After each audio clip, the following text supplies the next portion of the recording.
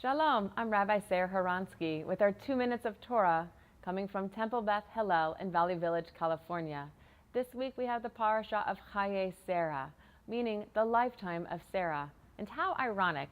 It begins actually with the death of Sarah and for Avraham to figure out how he will bury her, he chooses to purchase a cave for her.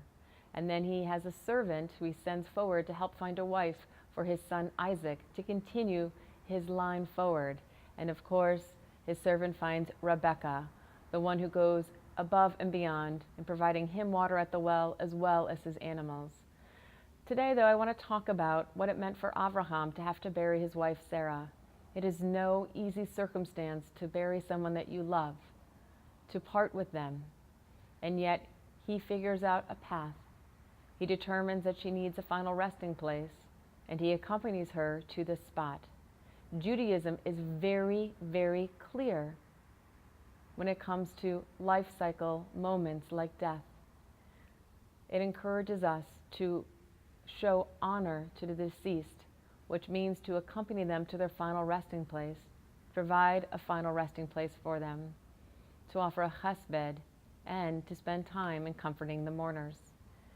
What we ask and beg and dream for is that all of our families think and talk about what they would want at their death, what kind of funeral, where they might like to be buried, Jewish, non-Jewish, that they talk with their children and their grandchildren, whether they like to be buried in tachrichim, in beautiful shrouds, or in clothing.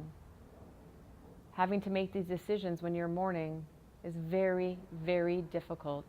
And so we encourage people to do pre-planning. And then Judaism asks that our mourners have the time to be comforted. It is a great mitzvah to comfort the mourner, to be with them at burial and to be with them during a time of Shiva, the week following the burial, and for Shloshim and for Shana, for the 30 days and the year marks.